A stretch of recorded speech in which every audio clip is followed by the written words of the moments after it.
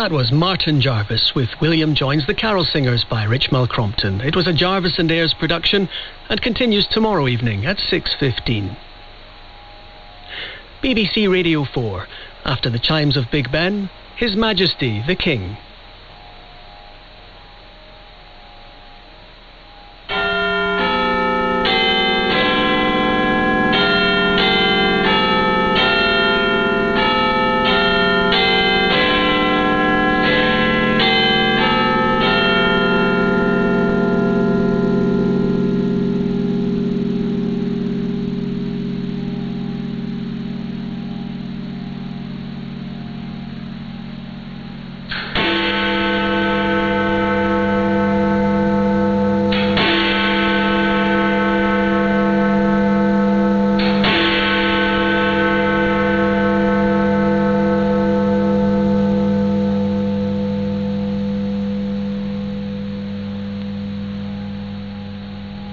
I'm standing here in this exquisite chapel of St. George at Windsor Castle, so close to where my beloved mother, the late Queen, is laid to rest with my dear father.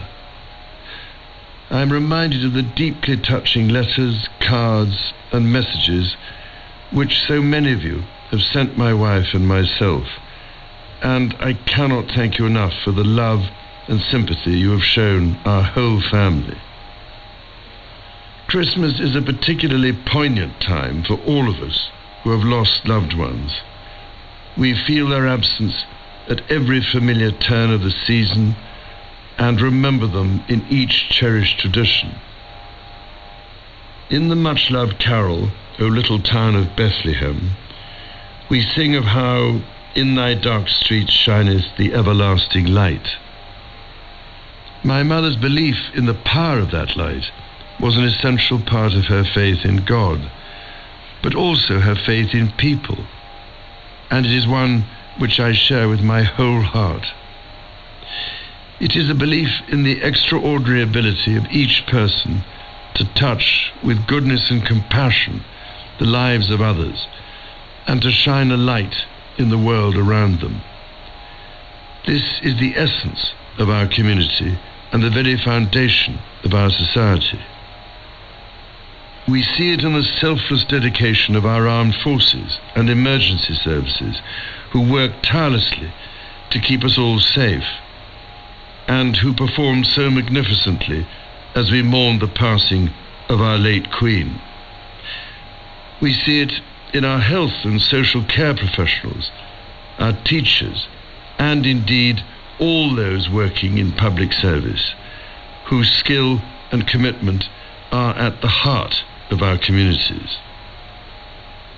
And at this time of great anxiety and hardship, be it for those around the world facing conflict, famine, or natural disaster, or for those at home finding ways to pay their bills and keep their families fed and warm, we see it in the humanity of people throughout our nations and the Commonwealth, who so readily respond to the plight of others.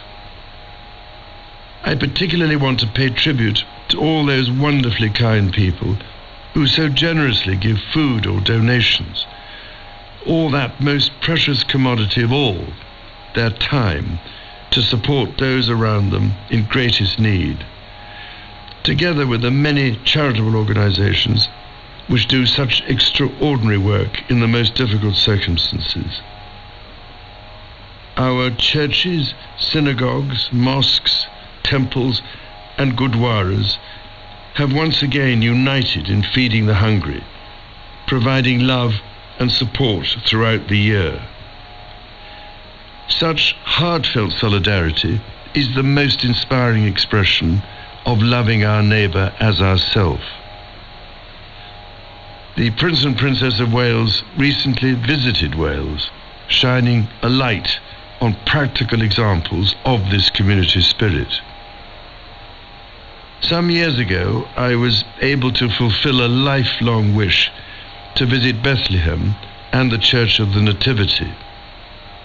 There I went down into the chapel of the manger and stood in silent reverence by the silver star that is inlaid on the floor and marks the place of our Lord Jesus Christ's birth. It meant more to me than I can possibly express to stand on that spot where, as the Bible tells us, the light that has come into the world was born. While Christmas is, of course, a Christian celebration, the power of light overcoming darkness is celebrated across the boundaries of faith and belief. So, whatever faith you have, or whether you have none, it is in this life-giving light, and with the true humility that lies in our service to others, that I believe we can find hope for the future. Let us therefore celebrate it together and cherish it always. With all my heart, I wish each of you a Christmas of peace, happiness, and everlasting light.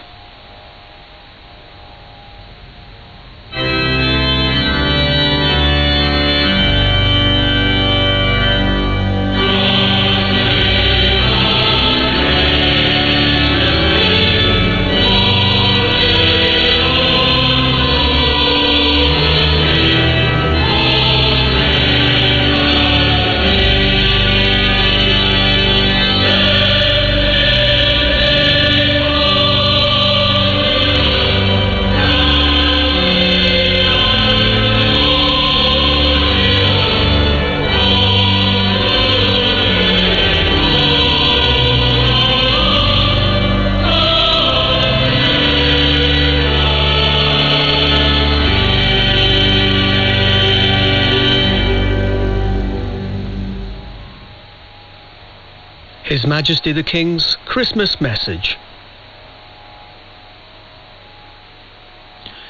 BBC Radio 4, the news at 3:06.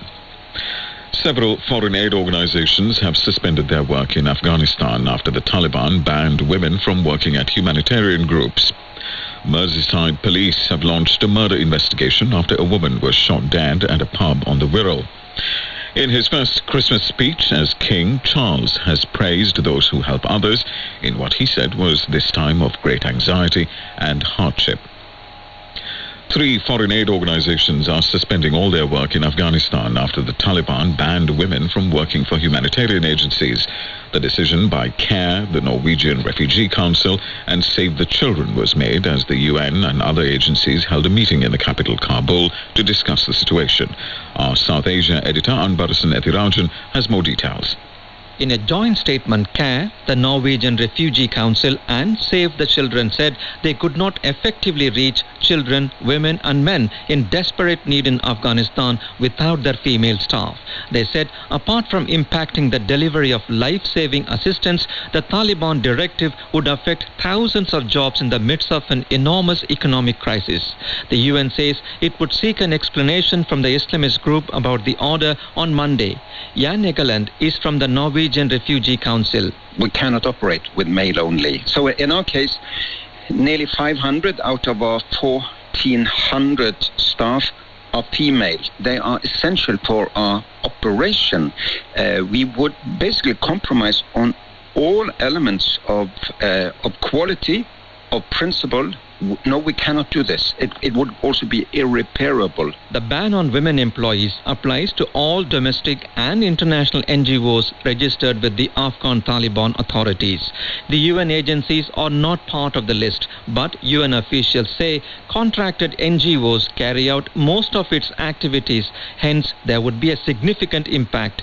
Seema Samar is a former chair of the Afghanistan Independent Human Rights Commission, now living outside the country. It is not only an act against women, but it's an act against all the people and all the nation in the country. And in my view, it's an act against human dignity. They already put ban on women and working on different other sphere of the country. They pushed the country more in devastation The aid agencies are worried that it will be difficult to get donor assistance without the participation of female employees. The latest decision by the Taliban came days after they barred female students from attending universities. Sporadic protests are being held in Afghanistan against the Taliban's decision to systematically curtail women's rights. Police are searching for a murder suspect after a 26-year-old woman was shot dead at a pub near Liverpool last night.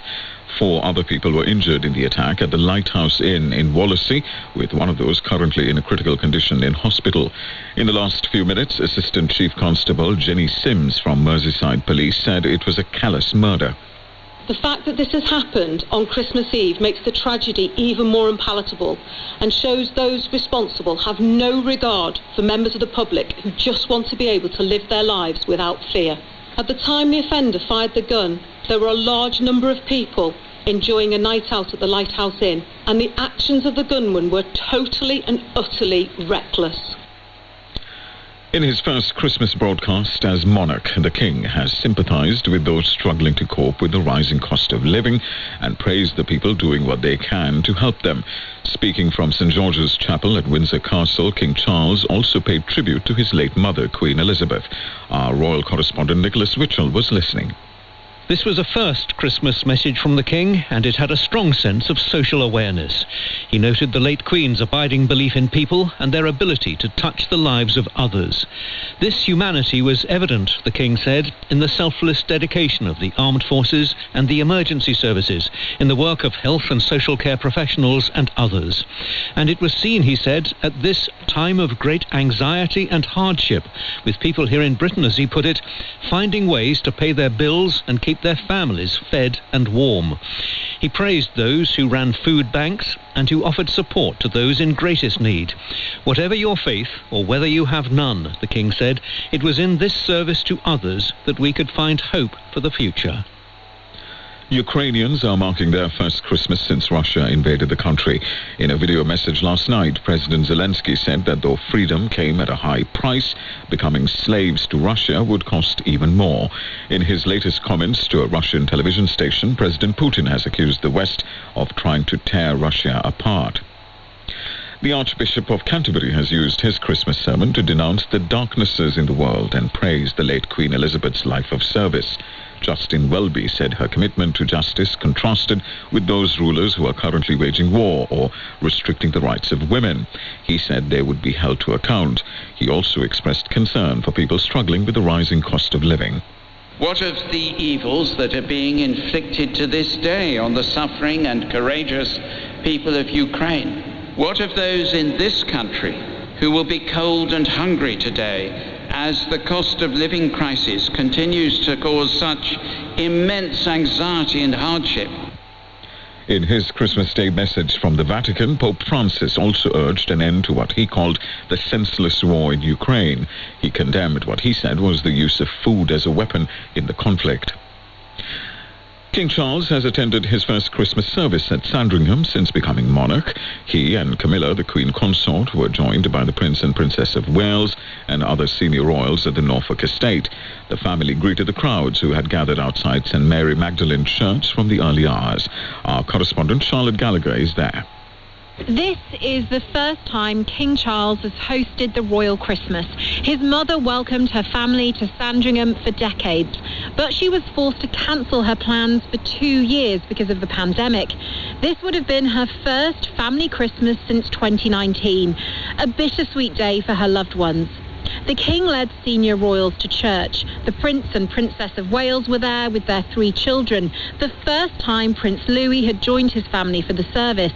Prince Andrew was also there, surprising some. He has rarely been seen at public events after his friendship with the convicted sex offender Jeffrey Epstein became public. Hundreds of people gathered at Sandringham to see the royals, including some who even camped out overnight. Many were wearing Christmas jumpers and Santa hats, including some dogs. But for these people, it was worth the wait and the chilly weather. It was something that I always wanted to do, and decided this year was it, and that's what I wanted to do. They give up so much for us. I mean, they do so much, and they're constantly in the, just helping people and just making people feel good. I just think it was just really lovely to go and see them. This was a return to a familiar location, but with a very different feeling, with Charles now King. He recorded his first Christmas broadcast some days ago at St George's Chapel inside Windsor Castle, where the royal family said its final farewell to Queen Elizabeth after her state funeral in September. China's National Health Authority has said it will no longer publish daily coronavirus case figures. The country has ended mandatory testing, and there have been doubts about the accuracy of recent official figures. Some Western analysts have suggested thousands of people in China are dying from the disease every day. Millions of people in North America and Canada have been waking up to the worst weather conditions on Christmas Day for decades. A powerful winter storm has killed at least 20 people and has left hundreds of thousands of homes and businesses without power. Some areas have reported temperatures as low as minus 50 degrees Celsius. Strikes are continuing to affect people over the festive period. Road, rail and air routes have all been disrupted by the latest industrial action, as Matthew Carter reports. While the rail network is shut down, flights are continuing across the UK. Around 1,000 Border Force staff are on strike over pay at 6 airports. Heathrow and Gatwick say they've been largely unaffected by the walkouts, but that it could take longer to get through passport control. The strike by RMT staff on the railways will continue until Tuesday. Until then, its impact will be on engineering works, which are usually carried out over the holiday season. It's the last day of the latest walkout by traffic officers at National Highways, the agency in charge of motorways and A roads. Their union, the PCS, says the strike will delay the reopening of roads after crashes. The widespread industrial action isn't ending anytime soon. Driving examiners are continuing their rolling strikes into the new year, as are some bus drivers in London. Teachers in Scotland and ambulance workers in England and Wales also plan to walk out again early in 2023. Some homes in the southeast of Wales are still without water due to supply issues. Welsh Water says the problems in the south of Trelech were caused by airlocks in the network, and teams were working through the night to resolve the issue. Earlier this week, thousands of people in Mid and West Wales were left without water after pipes burst.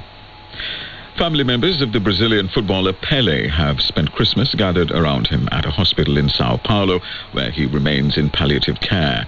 Posting a photo on Instagram, Pelé's daughter thanked well-wishers for the love and light they'd been sent. The 82-year-old footballer, who won 3 World Cups with Brazil, was diagnosed with colon cancer 3 years ago. BBC News. And newsreader was Vijay Alice. We have drama next this afternoon on Radio 4 and an eerie tale from Charles Dickens. A stranger on a walking holiday comes across a solitary railway signalman, and they exchange truths that will profoundly affect them both. That's coming up in just a moment. On BBC Radio 4, freedom of worship is not just about freedom of religious opinions. The 2022 Wreath Lectures were inspired by Franklin D. Roosevelt's State of the Union speech. Who is ultimately responsible for making society fairer? And now, in a special programme, the lecturers come together. If we live in a world in which self-censorship becomes the norm, we risk losing creativity and art.